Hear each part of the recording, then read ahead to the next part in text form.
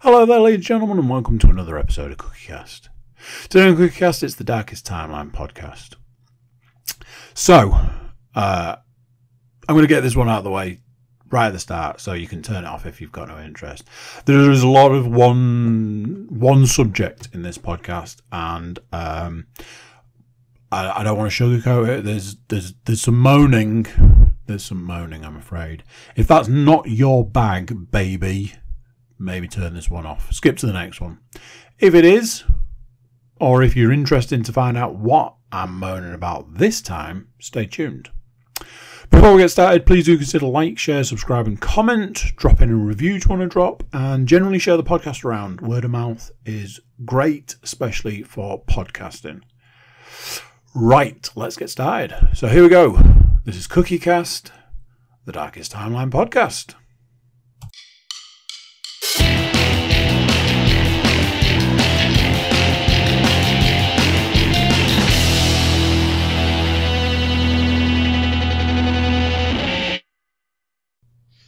Hello.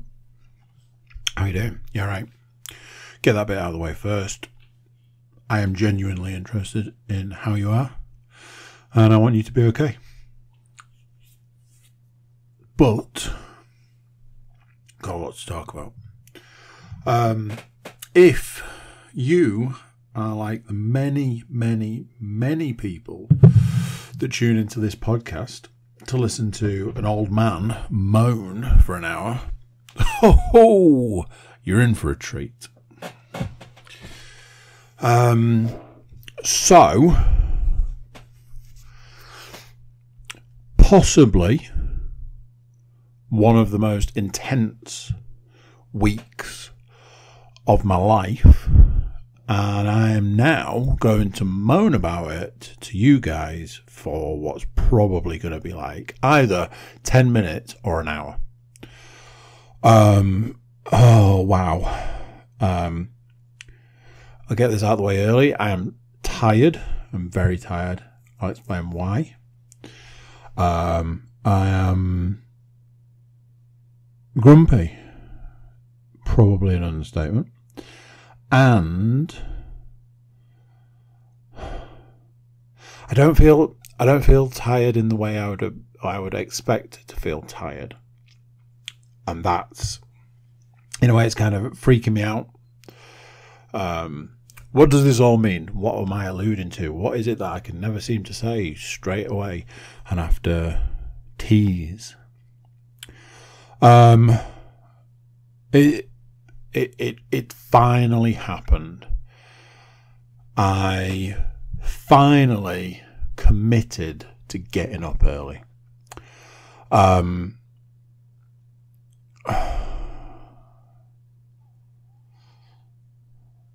don't know how to even start getting into it.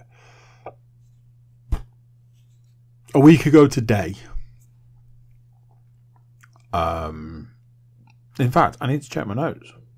2 seconds.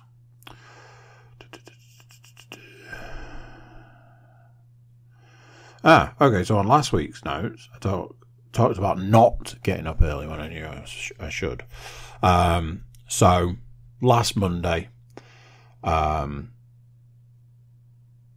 didn't happen. But I had a conversation with Leanne. I laid it all out, and I was like, realistically, there is only one answer. There is only one solution to all of the problems, all of the issues, all of the things that I'm dealing with at the moment. I know what that answer is. It's just committing to it. And the answer is I need to get up early. And we're not talking like 7 o'clock in the morning. We're talking like early. So I had a very long conversation. The ups, the downs, the ins, the outs. The minutiae, is that the right word? Of the situation. Which ultimately led me to Tuesday morning. Tuesday morning rolls round. I didn't really sleep Tuesday night because I knew that I'd set an alarm for 5:30. And apparently, at the one point in time that I need as much sleep as I can possibly get, my answer to that is to not really sleep. I was just worried, panicking. The alarm's going to go off and I'm not going to wake up. If I do wake up, I'm just going to get straight back into bed. All of these things. There was a tiny part of me that was like, no, if the alarm goes off at 5 o'clock in the morning, 5:30 in the morning, you're going to get up. One thing I had done was I'd moved my phone charger to the other side of the room. I was like, that is the easiest thing because it means I have to get out of bed to turn it off. Simple as that. I looked a lot of stuff up. I read a lot of stuff. I watched a load of YouTube videos. And it was the one constant thing that came through. Another thing that I'd done was that I found that I could set alarms on my watch. And I used a system where I set an alarm on my watch that would go off a minute before my phone alarm. So the theory there is that the alarm goes off, which disrupts the sleep. So it's not so much of a kick in the face when the actual alarm goes off. So everything was in place. Everything was ready to go. Everything was like, you can do this. It's just a case of doing it. And the biggest phase of the things I've gone through there, that I wouldn't wake up when the alarm went off. That there was going to be a situation where I was going to be like,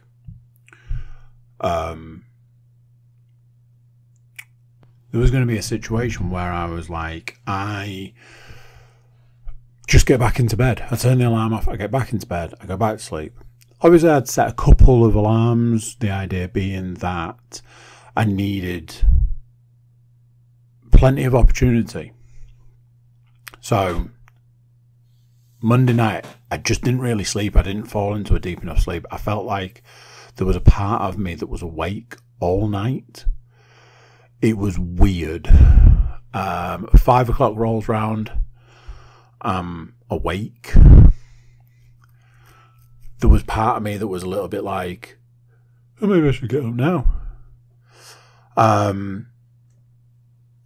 So I'm like, right, okay.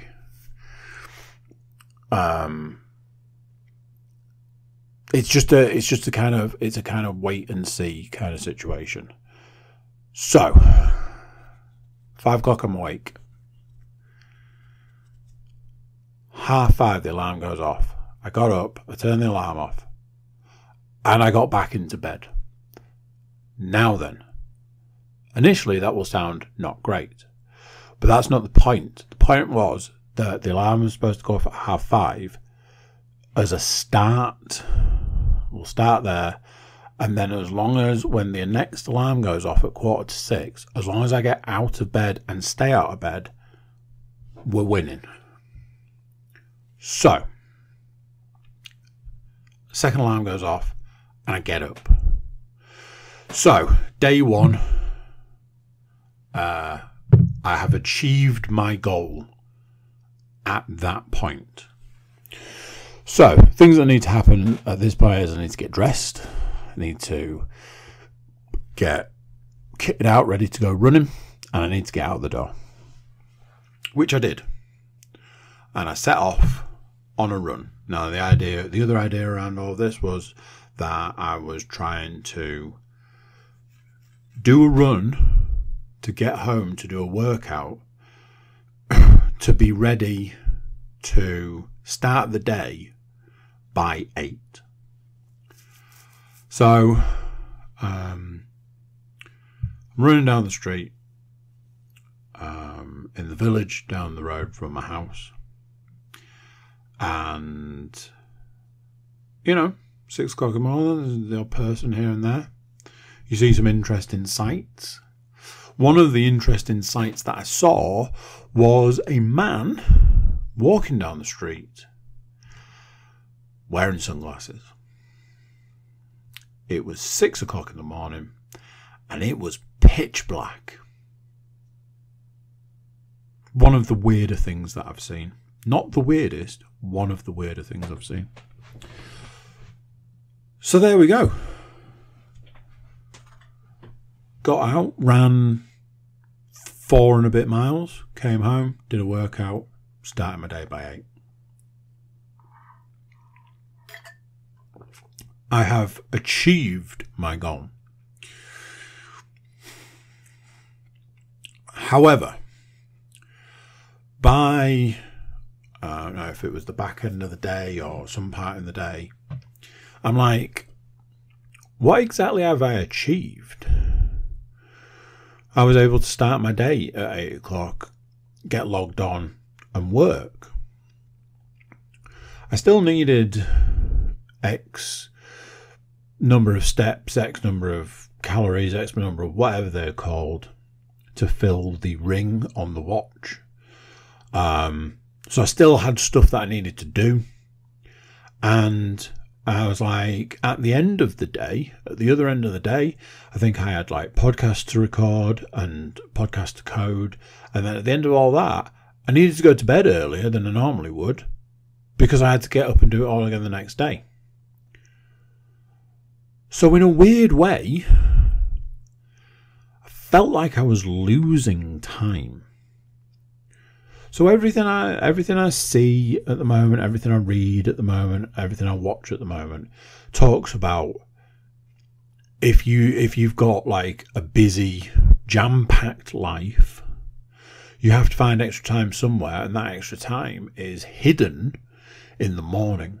So you hear things like you have to win the morning, conquer the morning, do things before other people get up so that you can claim that time. You should be starting work having already won the day. All this sort of stuff. It is a little bit in the category of, I don't know what those things are called, motivational type things. But the theory is that all of these, you know, hard, savage people are all out of bed at 4 o'clock in the morning, crushing it and doing better than you because you're still in bed at 8. And then you've still got the same stuff to do that they've got to do. They've already done a day's work by the time you're out of bed, you lazy toad. You know, it's all that sort of stuff. So I'm like, the only way I'm going to find out if that's true is by doing it. But I was expecting this mass reveal. I'm expecting to get out of bed at 5:30 in the morning and somebody hand me a box and I open the box and inside that box is 2 extra hours. And I go, oh my God, the secret to life has been there all this time and I'm only just discovering it now. I've lived 42 and a half years and the secret to life was there all along. Spoilers. One of the most famous ones, I think, is probably Mark Wahlberg. Everybody talks about Mark Wahlberg. He gets up at 3 o'clock in the morning and does 9 million things before 9 o'clock, where he, you know, takes his children to school and all this. Nobody talks about the fact that he's in bed at 9 o'clock at night, or 9:30 at night or something. He's getting all of his sleep. But it's because he's going to bed at 9 o'clock at night.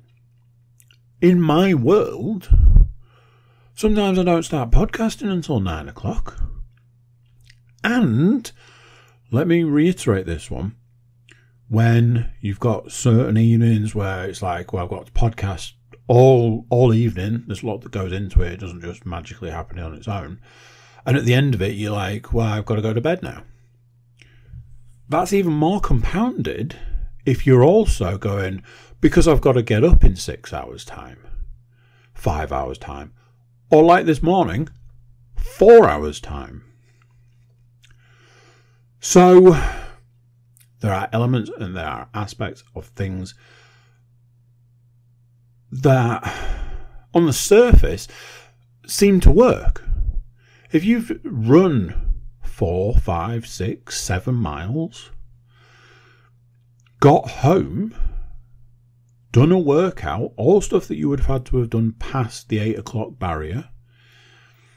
If you've done all of that by 8, cool, big thumbs up. But the thing that I didn't have in my life up until last Monday was I've got to do an 8-hour day at work. So I've actually lost 8 hours, and I've lost 2 hours in bed. How did I suddenly go from a thing to losing 10.5 hours? Yeah, I don't need to run. Yeah, I don't need to work out. But I still do, because I've still got this goal that I need to achieve by the end of the day. And I'm not getting enough of the goal done before. Short version is, I was weirdly fine with it.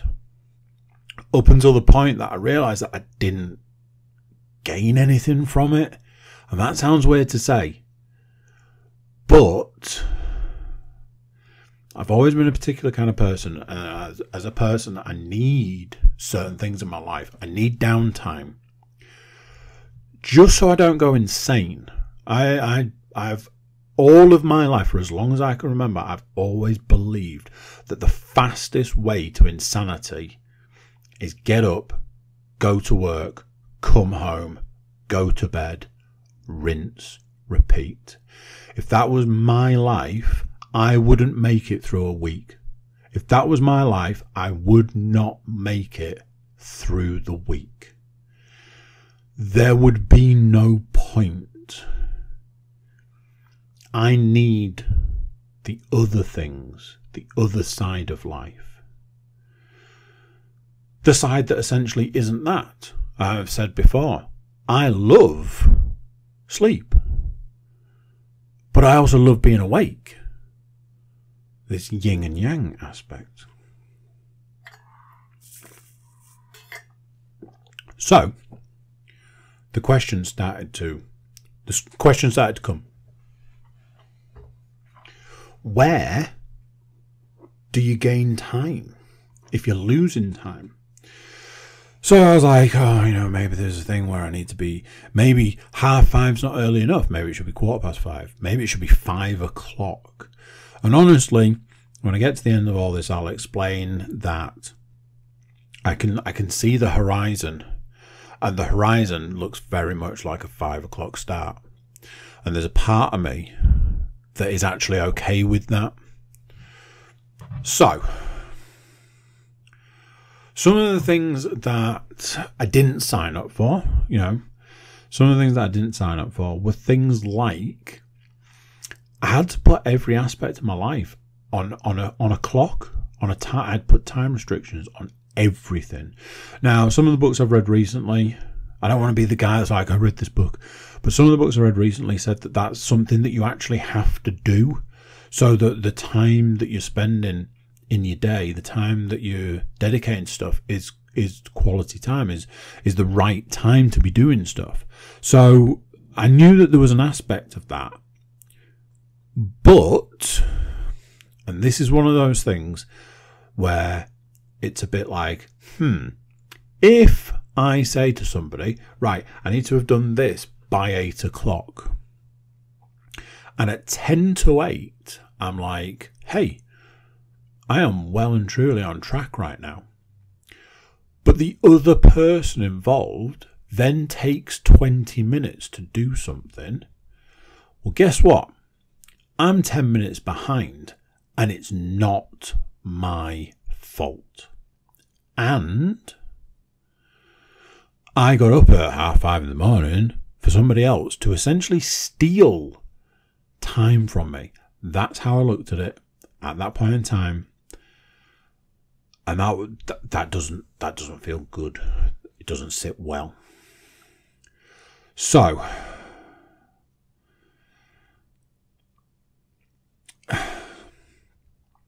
it was all very negative. But there was this glimmer of hope. There was this, but I've achieved so much today. But it was the weirdest thing of, I've achieved all this, but I just feel like I'm going backwards. So that was Tuesday.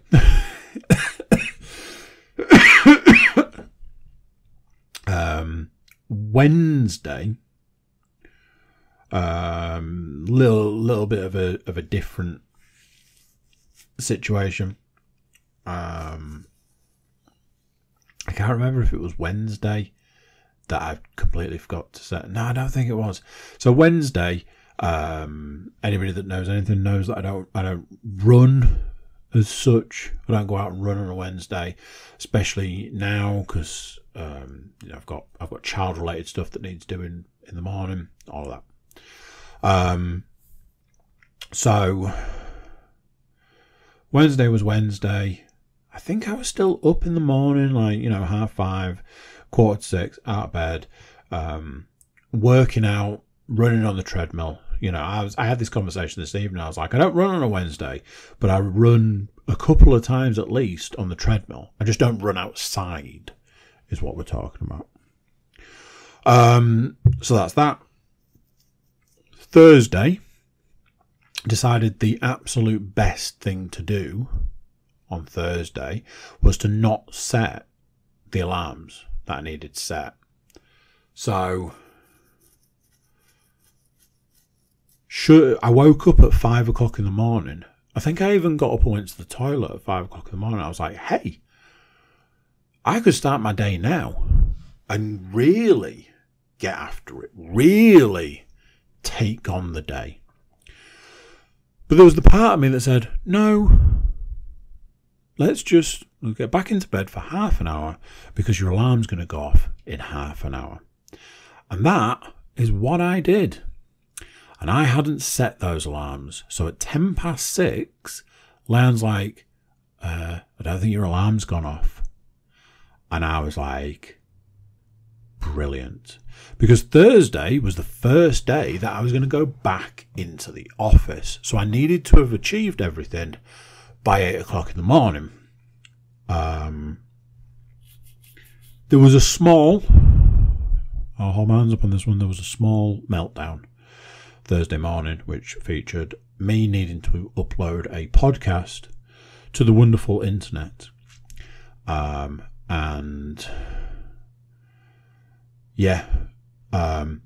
Thursday was the absolute worst day by far. That aspect of needing to be in a position to go back into the office. Weirdly, everything outside of the office was an absolute disaster. Everything. Anything that I did while I was in the office was fine. So, very strange situation.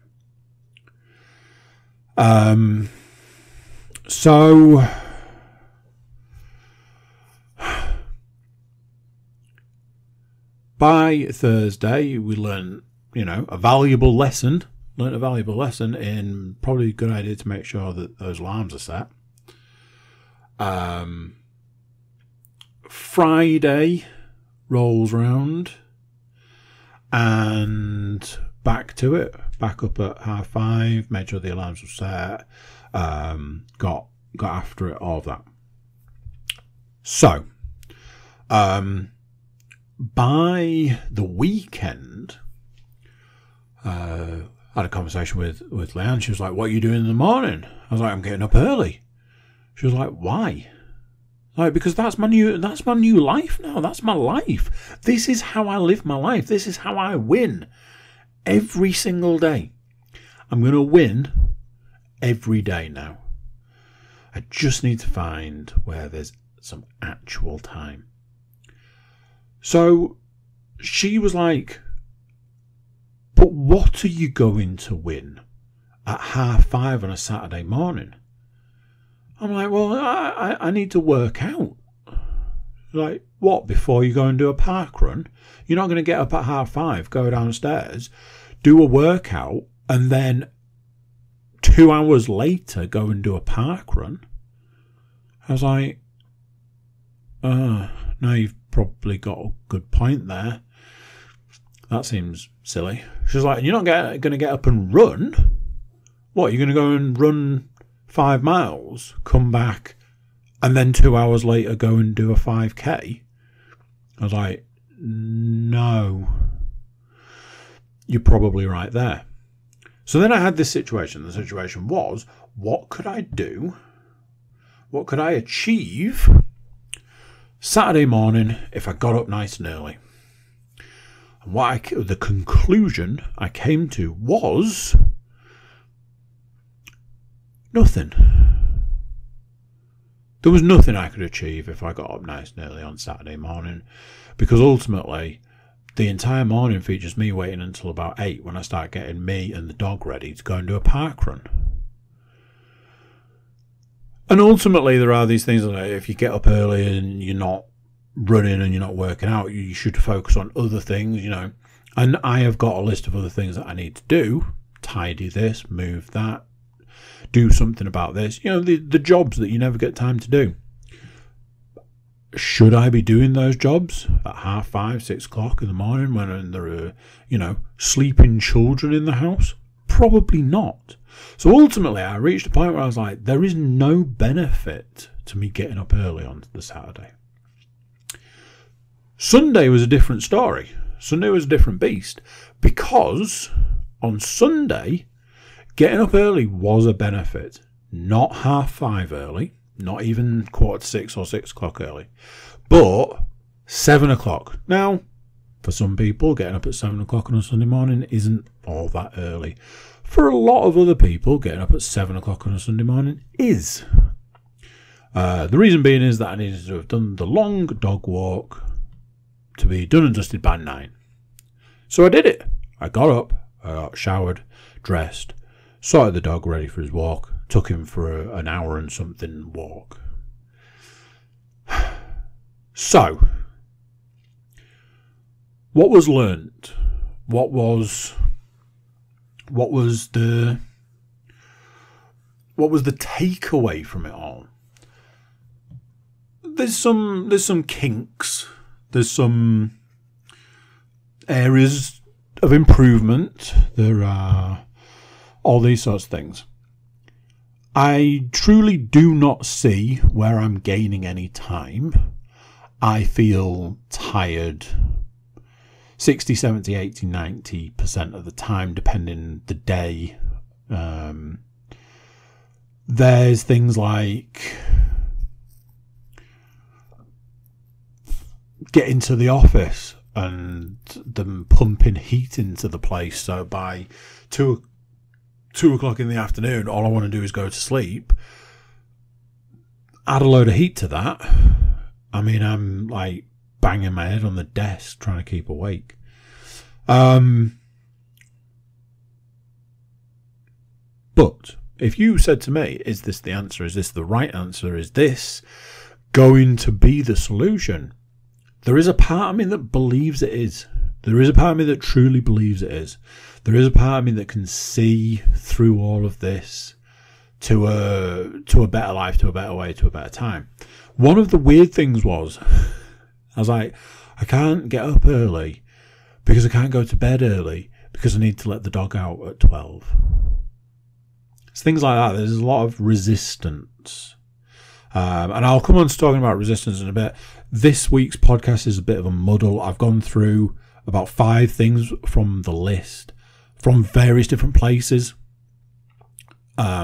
I'm sorry that I've spoken for nearly half an hour about the same subject, and if I'm honest, I'm not done. But I would also hope that you could understand that it's kind of a big thing and it's kind of the main thing at the moment. I'll go on to talk about things like dread, and I don't mean the judge. So, for now, we'll talk about some other stuff. So what I've got, that's all the same. Yes. Last Wednesday, had an incident. Not unusual. I said to Leanne, I was like, at the end of the day, the moment I decided to get out of bed at 5:30 in the morning was the moment that I put a ticking clock on which point in time I was going to have an absolute meltdown. Thursday morning. However, Thursday morning wasn't the first meltdown, because on Wednesday I had an incident. I know, not like me. Out and about, driving around, car full of people, kids, adults, the lot, driving along, and somebody took the time out of their day to attempt to perform a manoeuvre which can only be explained by giving the example of somebody who's been hit in the head with a lump hammer for about 14 hours straight, then put behind the wheel of a car and sent out into the world. That's the only way to explain the manoeuvre this person tried to perform. This would have been fine. This would have been okay if the person in question had just left it there. But they didn't. They went on the attack. They went on the assault. They went on the "this is all your fault." Now, having had a conversation with another full-grown human adult, the conclusion was that it wasn't my fault. It was, in fact, their lack of patience, their short-sightedness, their inability to read a situation, and a multitude of other things that meant that this person was nothing short of a complete and utter moron. Now then, I won't go into any more details because it's not actually important. What is important is this. Many years ago, I went through a series of counselling because I was struggling to deal with humanity. I found it difficult to deal with people in general. And I had this whole big world view about how broken the world was. And this was a lot of years ago. This was before the way the world is now. And I really struggled. And a lot of the counselling that focused on, you know, a lot of the stuff that goes on in the world is just too big for one man to take on, to have on his shoulders. And to, you know, try and boil things down to smaller things, like things that you can actually affect and things you can actually change. And that was kind of the solution. And I went away from that going, okay, I just need to deal with little things. And over the last however many years, there have been a lot of points in time where I've been like, I just don't get it. I just don't get what's happening. I don't get the situation. I don't understand people.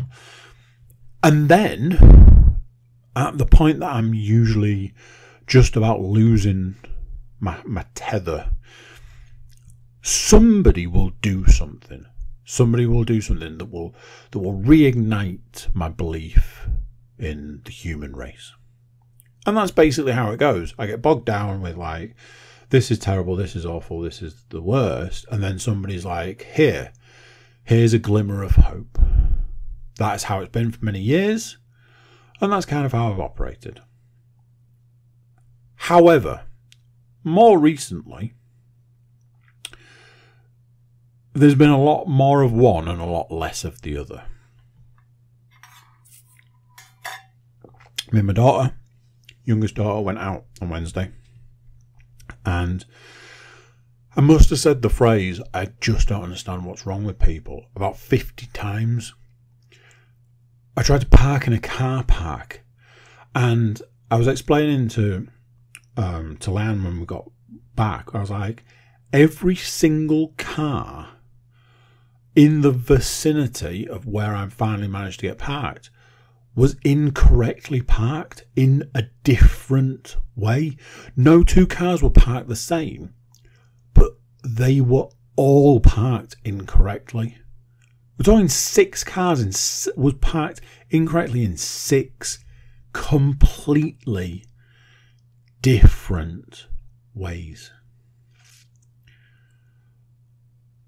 Resulted in me saying, I just don't understand what's wrong with people.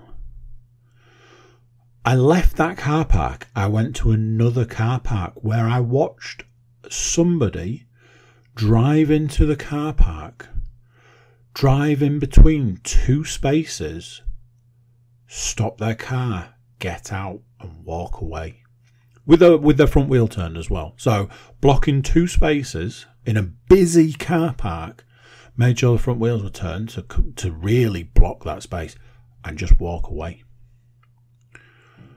And then myself had to deal with various different parking situations around where I was parked. What's wrong with people? That afternoon, had this incident with the brain donor. And by the time I got home that evening, I was like, I think I'm done. I think I am done with people. As a man who has always struggled with people and how badly people treat other people, easily, comfortably, how badly people will easily treat another person, to then the realization that those the glimmers of hope that I used to get, which used to like bring me back from the edge, don't exist anymore. I was like, I think I'm done, and I think I'm just going to go in the house and not come back out. And that's me done. I wanted to get off the ride now. That's me done. So then I heard something on a podcast, and I was like, that one line is the most accurate description I think I've ever heard of maybe anything. I'll give credit where credit's due on this one, I think. I was listening to the Inside of You podcast with Michael Rosenbaum, and he had a guest on, and the guest was Doug Jones from films like Hellboy and stuff like that. And I am paraphrasing because I only heard it in passing. I was like, oh my God. But he said basically, during the pandemic, people had 2 choices. One of the choices was to make themselves better, and the other choice was to become a monster. And a few too many people made the decision to become monsters. And I was like, do you know something? That is the most nailed on thing I've ever heard. Because that's it. Coming out of the back of the pandemic, coming out of the back of all of that stuff, where ultimately the human race just demonstrated that the only thing they care about is themselves. This is the situation we're in now. And I know somebody's going to be listening to that being like, my God, be more cynical. You sound awful. Let me put this to you. Do you commute to work? And by that I mean, do you drive to work? If you do, and your journey's in the region of, let's say, 20 minutes, can you honestly tell me that in the 20 minutes between leaving your house and arriving at your destination, there won't be a situation where somebody does something to you that's not okay? somebody tries to cut you up, somebody tries to pull out on you, somebody speeds off a roundabout, somebody drives into a bus lane to avoid the fact that they're in the wrong lane coming off a roundabout and then just pulls in. Somebody tries to barge into the lane of traffic, and when they can't get in, they just go around and nearly cause an accident. Can you honestly tell me that in your, like say, 20-minute commute, that nobody is going to do anything wrong to you? And if you can, you're in a better situation than I am, because I had 2 incidents on my commute to work this morning, and I was just like, what exactly are we supposed to expect? I was nearly involved in an accident this morning because somebody decided that the rules of the road don't apply to them, because they're more important than you, me, and every other person out there on the roads. And it's more important that they get there first to their job, because their job's important. They get there first to a job that they more than likely hate with every fibre of their being, to spend 8 hours doing something for somebody else. That's more important than whether you're involved in a car accident or not.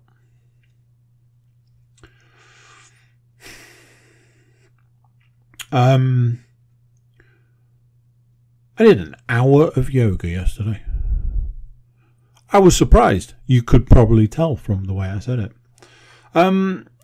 So, shortest version is this. I was doing, on a Sunday, 2 different yoga sessions. The first one was 12 minutes long. It's basically a warm-up. It's a beginner yoga. Very much a warm-up. I was then doing a 30-minute beginner yoga session, which, calling it yoga for beginners is honestly an insult because it's really hard. But anyway, recently I narrowed down my yoga search to try and find something that would specifically focus on sciatica and lower back pain, and trying to alleviate that, and found one by the same guy that does the 30-minute yoga that I do. That video's might be 20 minutes, but not all of it's the practice. I think the practice falls into about 10 or 15 minutes. Started the yoga yesterday. 54 minutes or something, 55 minutes later. Was basically done with yoga. And I felt amazing. Managed to achieve something that I wasn't able to achieve previously. I was a bit like, oh, that shows a bit of progress. I felt amazing. Why, I hear you ask? Because I wasn't in pain. Because Saturday night, I was in a situation where I couldn't sit down. I couldn't stand up.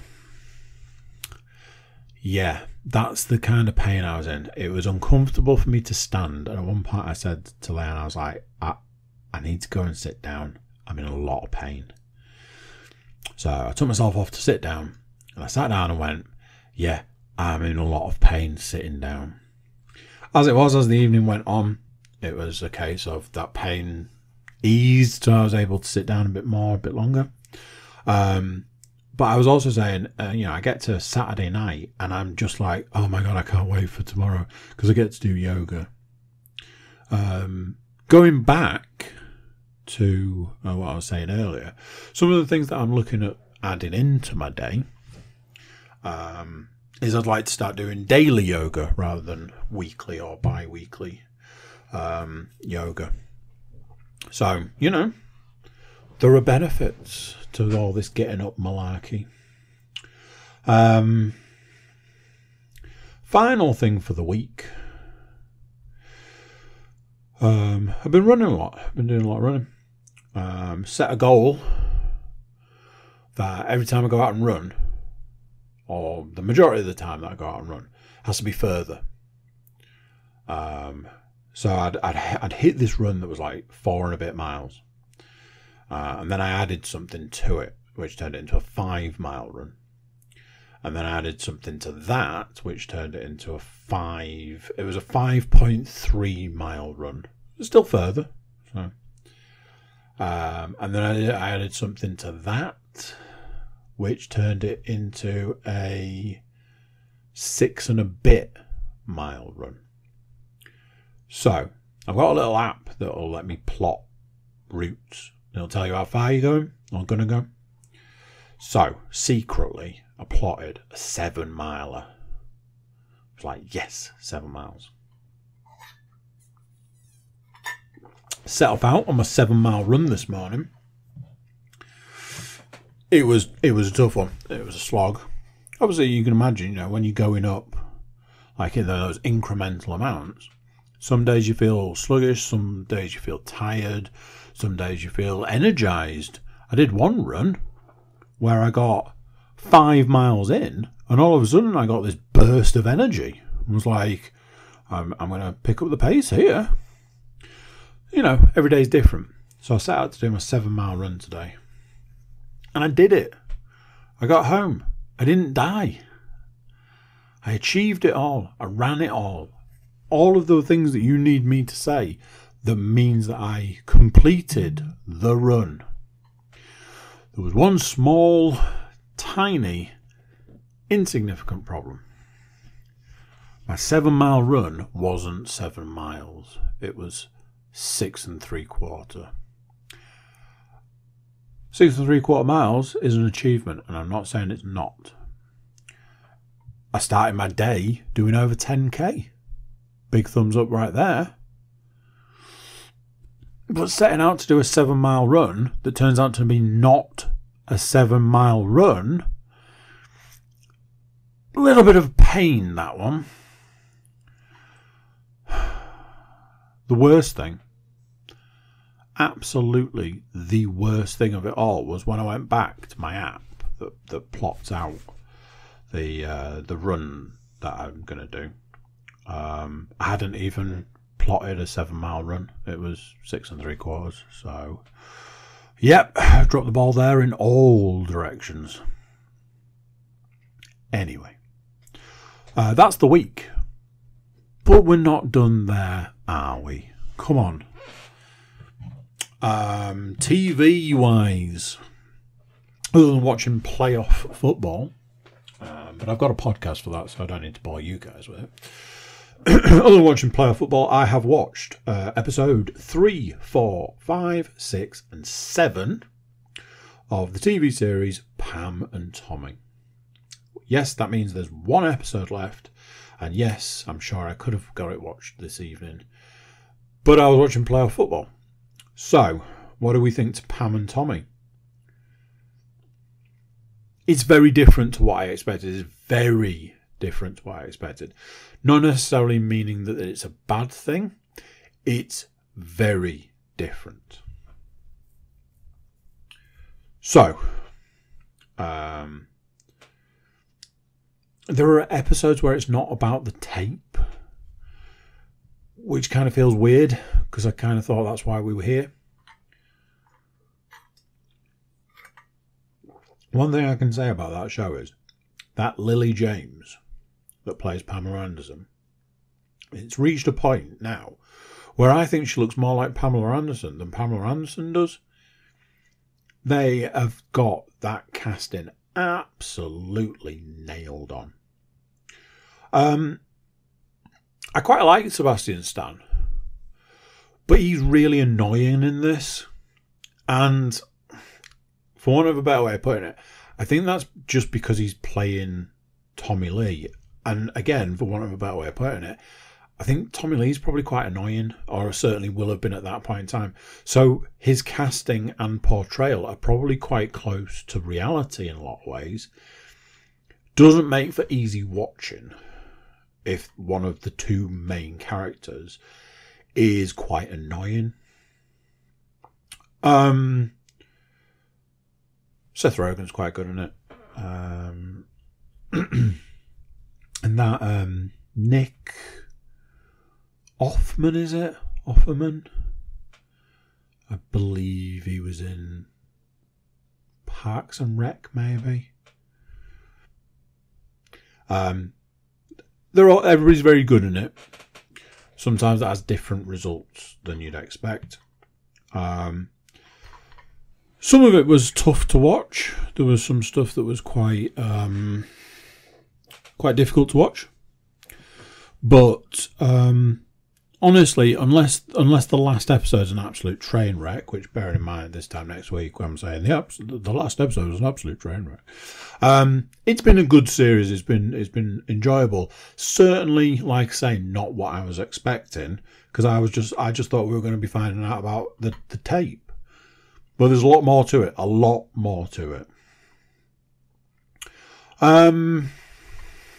Movie wise,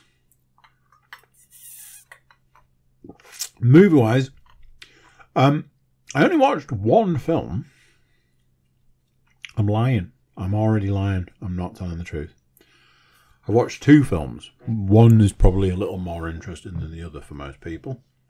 Having set out to watch the John Wick movies, I finished watching John Wick 1, started watching John Wick 2. I owe the John Wick franchise an apology. And I don't think it's the first time I've done this.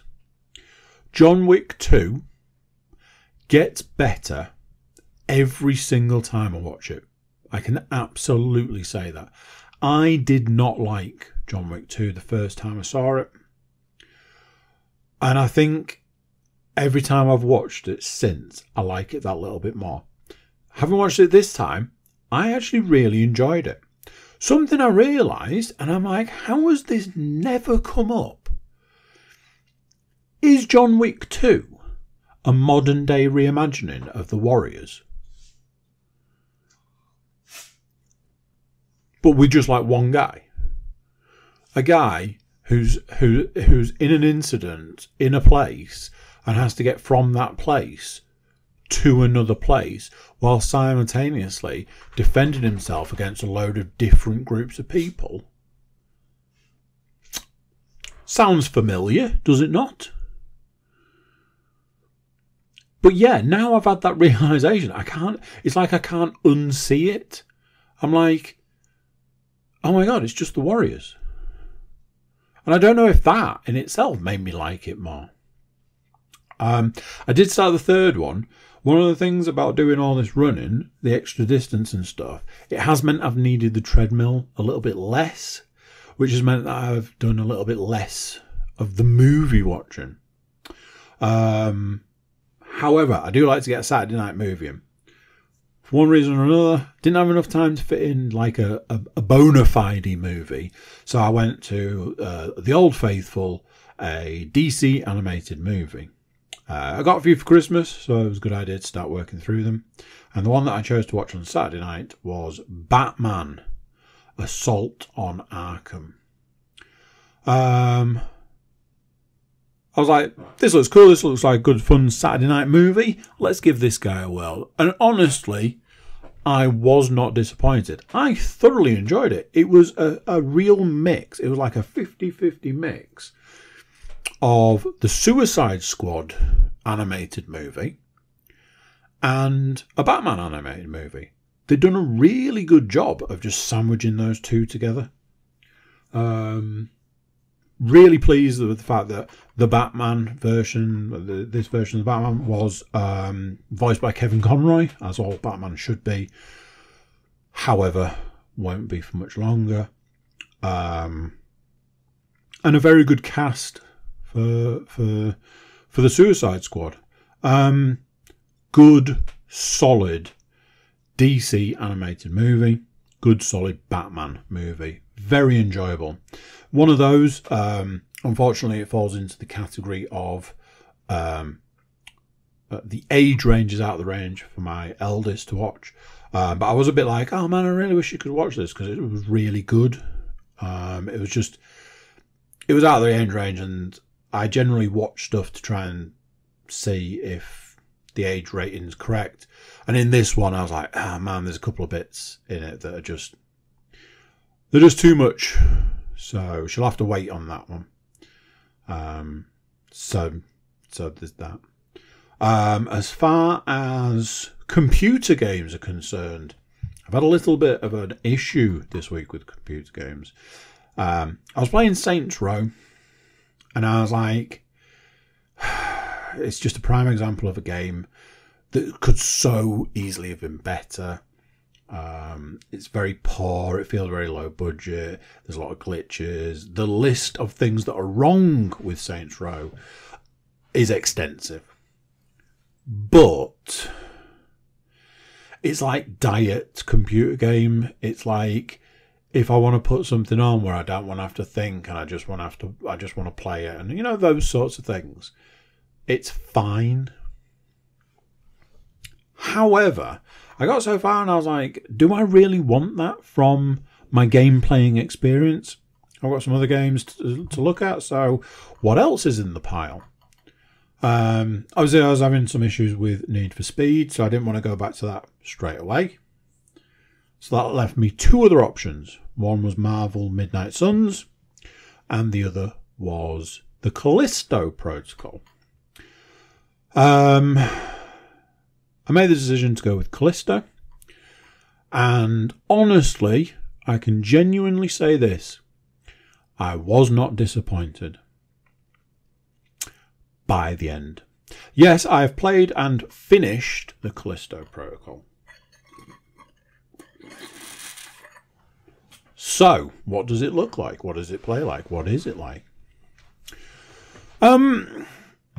True definition of a game that just keeps getting better. When I originally played it, when I first started playing it, I was a little bit like, I'm not sure about this. And there was a variety of different mechanics put into the game that I didn't like. I don't want to have to block when I'm beating up a zombie type thing. There was a distinct lack of weapons. There's a lot of stuff on the negative. The game itself had lukewarm reviews, and there's a high chance that it will go down as being a flop. I'm sure a game that has at least 3 reasonably big name actors and actresses, although they're all actors these days, aren't they? Probably cost a pretty penny. Made by the company that used to make Dead Space, or made by the people that used to make Dead Space, and desperately trying not to be Dead Space while simultaneously being Dead Space. However, as time went on, I found myself enjoying it more. You get new weapons, pretty much at the exact point in time where you're like, man, I could really do with a new weapon. The game gives you one. Something that I found was very interesting all those years ago playing Dead Space is that something that Dead Space did really well was just about the point that you wanted something new, it gave you something new. It was almost like it knew. You knew. So, you know, there's a point where you start getting other weapons, which is cool. The other weapons you get are strange because ultimately you end up with, this is a spoiler by the way, so just so you're aware, you end up with 2 shotguns and 2 handguns, and they're very similar whilst being not really all that different. And you can add all these upgrades to these weapons, but ultimately you just, you know, oh, I can have more bullets. Oh, this is more powerful. But then you still have 2 different shotguns, which are shotguns, and 2 different handguns, which are handguns. And then eventually you do get a machine gun. And the machine gun's cool. As time went on, I found myself enjoying the game more and more and more. What started as, I don't think I like this, turned into, it's alright. Turned into, it's kind of interesting. Turned into, man, this game's got layers. Because what started out as it's Dead Space trying to not be Dead Space, turned into, no, it's Dead Space meets Resident Evil, meets probably a load of other things. That then turned into, man, you know, a game that you start thinking about when you're not playing it. Reached a point where I was like, I think I'm going to finish this game very shortly, which I felt uneasy about. So I immediately took to the internet and asked the internet one simple question. Dear internet, is there a new game plus for the Callisto Protocol? And the internet said no. Very much like God of War Ragnarok, apparently New Game Plus is coming soon. Coming later. Coming further down the line. A concept that I do not understand one bit. I don't get it. You are losing people's interest. I get it that it's probably a development thing. I get at the point of release, the game probably doesn't have the capability to do New Game Plus because of all that New Game Plus has and doesn't have. But that's a development issue. I shouldn't have to suffer because of updates, is the shortest way to put it. I really wanted a New Game Plus for this, very much like I really wanted a New Game Plus for God of War Ragnarok, and they haven't got it, but it is coming soon. Take from that what you will. As it was, yes indeed, it was the situation where I had nearly finished the game, and a short time later, I did finish the game. There was one point where I had to turn the game off because I couldn't do a certain bit. And I went back to it during the day, something I very rarely do. I very rarely play computer games during the day. Just purely to get myself past that bit so that I didn't have to not go back to it, sort of thing. Tried it again, couldn't do it. Tried it again, couldn't do it. Tried it again, couldn't do it. I was like, what the actual flippity doodah is going on here? And then, in a stroke of brilliance, try not to break the old arm there, tapping myself on the back. I was like, why don't I just shoot everyone? Just shoot everyone and everything. That'll solve the problem. And it did. Not registering the fact that 2 seconds before this section of the game gives you a bucket full of ammo in a game that really limits your ammunition for all weapons. It's like, here, have a load of bullets for this, this, this, this, and this. Apparently, I didn't realise that the idea there was to shoot everything. So once I shot everything, I managed to do that bit. Outside of that, played it, finished it, and was genuinely sad that I'd finished it and wasn't able to do New Game Plus. It's the first game in a while that I've been actually upset when I've finished it because I can't play it anymore.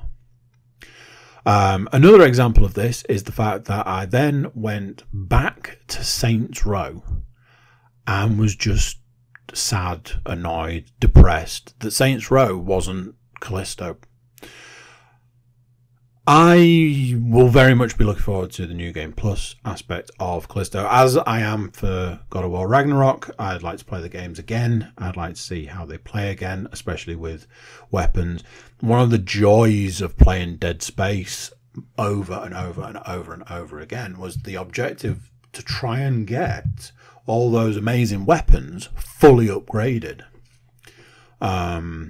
So that's something that I would definitely be trying to achieve with Callisto, and do wonder how it might change the game. So yeah, I'll keep you posted if I hear any more, or certainly if I get the opportunity to play either of those games again. Unfortunately, gaming's now a bit weird. I've got these 3 games that I need to get on and play, and I need to, I need to play one of them at least. But all of a sudden, those games aren't quite scratching the itch. I should probably go back to Marvel Midnight Suns and see how that fares now. So we'll see. But you can count on this. Whatever decision I make, I'll be telling you guys about it in probably a week's time. There we go. That's it. Sorry, the subject at the start was probably a little one-sided, but that was the week, I'm afraid. Right, I'll catch you next time. Take it easy. So there you go. What do you think to that? You can't say I didn't warn you. Hopefully I made up for it with all the entertainment stuff this week. Big thanks for listening, watching, whichever it is you do. Before you go, please do consider like, share, subscribe and comment. Drop any reviews you want to drop, and share the podcast around. You can also check out our website. It's thecookiecast.com. Over there we've got social media links and an email button. And that way you can get in touch with us. That's it for this one. Until next time, I'm going to say bye, and I'll see you then. This is a Cookie Cast production.